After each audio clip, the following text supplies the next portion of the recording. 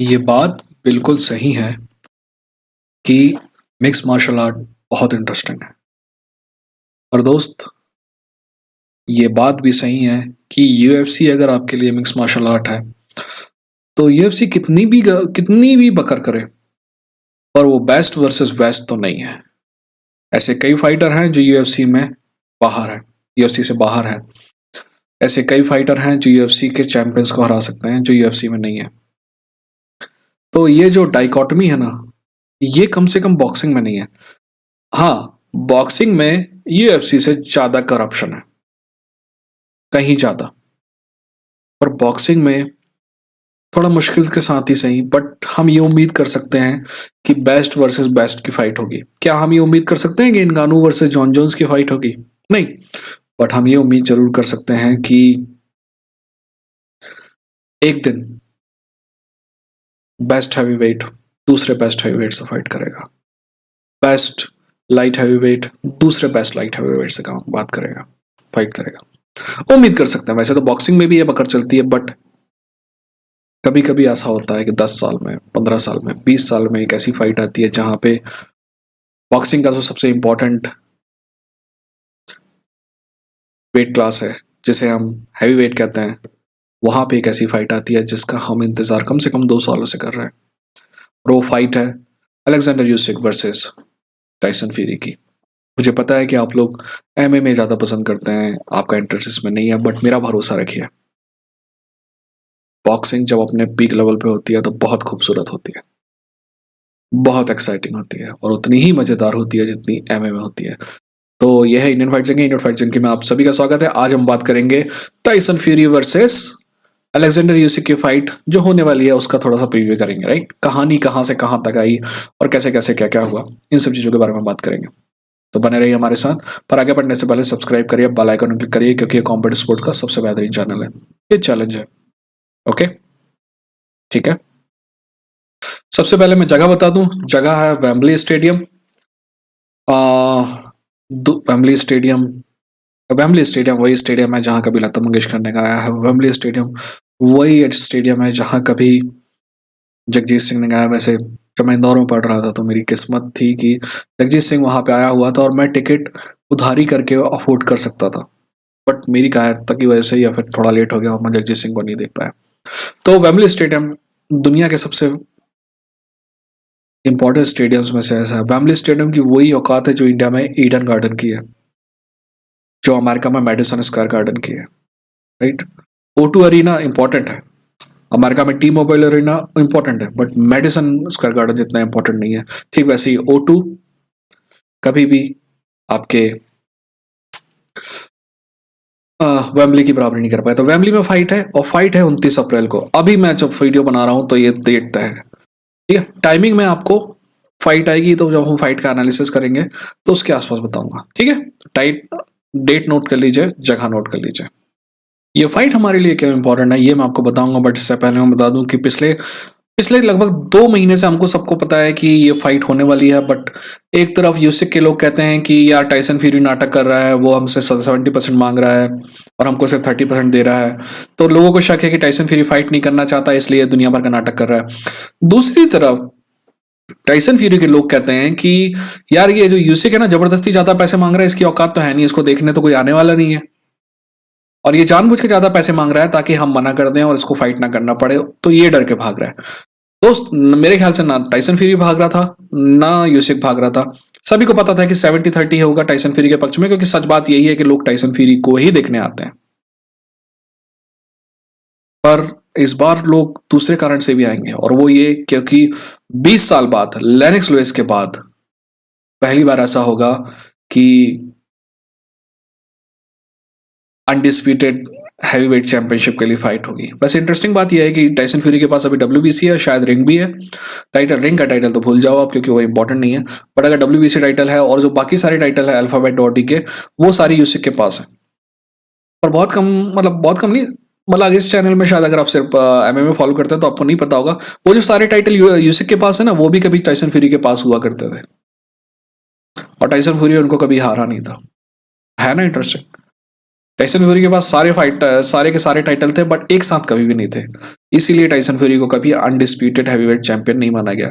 USA के पास अभी सारे हैं बट डब्ल्यूबीसी नहीं है, इसलिए उसको अनडिस्प्यूटेड हैवीवेट चैंपियन नहीं कह सकते। है ना इंटरेस्टिंग? 20 साल 20 साल बाद लेनक्स लुइस के बाद कोई हैवीवेट चैंपियन बनेगा अनडिस्प्यूटेड। ठीक है, तो पता है लेनक्स लुइस कब अनडिस्प्यूटेड हैवीवेट चैंपियन बना? जब उसने हराया रियल डील हॉलीफील्ड को।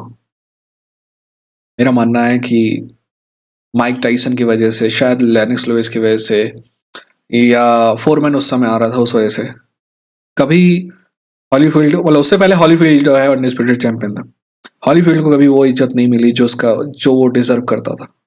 ये मतलब मेरा मानना है, आप बताइएगा आपको क्या लगता है। मेरा मानना है कि हॉलीफील्ड बहुत शानदार फाइटर था, लेनक्स लुइस भी बहुत शानदार फाइटर था। ठीक है, तो ये 20 साल का गैप है। तो क्या गैप पहली बार हुआ है? नहीं, इससे पहले भी गैप हुआ है, वो भी लगभग 10 साल के आसपास का था, और वो गैप तब हुआ जब मोहम्मद अली फाइट कर रहा था। लेनक्स लुइस के बाद बहुत लंबा समय रहा जब क्लिचको ब्रदर्स का राज था। तो क्लिचको ब्रदर्स में मेरा हमेशा मानना है कि विटाली बेहतर था। तो विटाली के पास बहुत लंबे समय तक, लगभग 2012 तक WBC हैवीवेट चैंपियनशिप थी, और बाकी सारे टाइटल दूसरे भाई यानी व्लादिमीर क्लिचको के पास थे। अगर ये फाइट हो जाती, अगर दोनों भाई की फाइट हो जाती, तो हमें अनडिस्प्यूटेड चैंपियन मिल सकता था, बट कभी इन दोनों ने सोचा भी नहीं कि एक दूसरे से फाइट करेंगे, है ना। और मेरा मानना है कि ये अच्छी बात है, भाई भाई से फाइट करे, उसके लिए पैसा कमाए। I don't think so. यहाँ दोनों भाई भाई से लड़ाई कर रहे हैं, पैसा कमा के अम्मा को दे रहे हैं, that's a different thing. But west में जैसे कि हम आज तो, तब तो यूक्रेन को हम भी अपना ही पार्ट, मतलब ईस्ट का पार्ट मानते थे। तो we have different kind of values in the east then people have in the waste.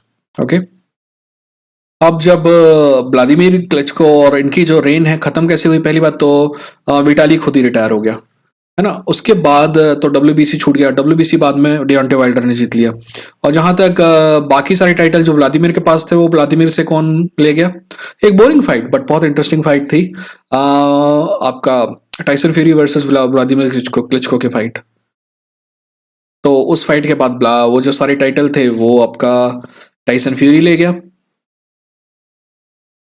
तो टाइसन फ्यूरी को बाद में, मतलब टाइसन फ्यूरी बाद में डिप्रेस हो गया, फाइट नहीं किया, बाहर रहा बहुत लंबे समय तक। और जब दोबारा आया, और जो व्लादिमीर, तो उसका सारे के सारे टाइटल जो है ना उसको रिलिंक्विश करने पड़े, और जोशुआ ने वो जीत लिए, जो एक बहुत ही ओवर रेटेड फाइटर था, जिसके लिए मेरे दिल में कभी एज अ फाइटर इज्जत नहीं रही, कभी एज अ ह्यूमन बीइंग इज्जत नहीं रही। बिकॉज ही, उसको पता है कि आपको क्या सुनना है, तो वो आपको वही बताता है। बहुत कभी कभी ऐसा होता था कि उसके अंदर का सच बाहर आता था। खैर अभी भी वो जिंदा है, फाइट करता है, और हम उसकी फाइट भी कवर करेंगे अगर करेगा तो, but I never respected him. दूसरी तरफ डियोंटे वाइल्डर के पास WBC टाइटल था। दोस्त, डियोंटे वाइल्डर को कोई कहे कि वो बॉक्सर नहीं है, कोई कहे कि वो टेक्निकली अच्छा नहीं है, कोई कहे ये है वो है, चाहे जो भी कहो, डियोंटे वाइल्डर की इज्जत तो करनी पड़ेगी, क्योंकि उसके पास पावर ना, गजब का पावर। तो डियोंटे वाइल्डर WBC चैंपियन था। जब आपका टाइसन फ्यूरी वापस आया, तो उसने चैलेंज किया, मतलब 2 दिन फाइट, जो 2 फाइट के बाद चैलेंज किया, ड्रॉ हुआ, अगली फाइट में जीता। उसके बाद उसके बाद जो उसकी अगली फाइट है, उसके बीच में वर्जा से फाइट किया, बहुत छोटी मोटी फाइट, उसका मान नहीं रखता। पर WBC टाइटल उसने जैसे तैसे जीता, वो इकलौता टाइटल था उसके पास पहले नहीं था। तो एक बार से देखा जाए तो टाइसन फ्यूरी को अनडिस्प्यूटेड किंग तो कह ही सकते हैं, लीनियल तो है ही है, बट अनडिस्प्यूटेड भी का भी आर्गुमेंट दिया जा सकता था, क्योंकि उसने सारे टाइटल जीते हैं, हारा कोई सा भी नहीं है। बट उसके पास फिर भी WBC है अभी। बाकी जो है जोशुआ के पास थे, जोशुआ रुइस से हारा, फिर रीमैच में रुइस से जीता, फिर हुसिक से हारा, और फिर रीमैच में फिर हारा। तो वो आपके लुइस के पास है, सॉरी यूसिक के पास है। आप समझे कहानी कहाँ से, लेनक्स लुइस से लेके यहाँ तक कैसे आई है, आखिर क्यों कोई अनडिस्प्यूटेड नहीं बना पाया। पहले तो वो भाई लेके बैठे रहे, दूसरी तरफ एक ब्रिटिश चैंपियन लेके बैठा रहा, दूसरा अमेरिकन चैंपियन लेके बैठा रहा, दोनों। डियोंटे वाइल्डर मैं पिछले 8 साल से देख रहा हूँ, 8 साल से हर साल ये बकर चालू होती है कि डियोंटे वाइल्डर वर्सेस एंथनी जोशुआ होगा, नहीं होता। अगर हो जाता तो वो अनडिस्प्यूटेड चैंपियन 8 साल पहले बन गया होता। इससे पहले का सबसे बड़ा गैप था जब लियोन स्पिंक्स ने हराया था मोहम्मद अली को और वो अनडिस्प्यूटेड चैंपियन बना था। उसके बाद लगभग 10 साल तक कोई चैंपियन नहीं रहा अनडिस्प्यूटेड। फिर माइक टाइसन हराया उसी के छोटे भाई माइकल स्पिंक्स को हरा के। तो दैट वाज आल्सो इंटरेस्टिंग। खैर 29 अप्रैल को फाइट है, देखते हैं क्या होता है। फाइट के जब करीब पहुंचेंगे ना तब अपन एनालिसिस करेंगे। फिलहाल आपके पास आपसे बांटने के लिए मेरे पास यही जो इन्फॉर्मेशन है। आपको बताइएगा वीडियो कैसा लगा। मिलते हैं अगली वीडियो के साथ। ये था इंडियन फाइट जंकी, लड़ेंगे जीतेंगे। ठीक है।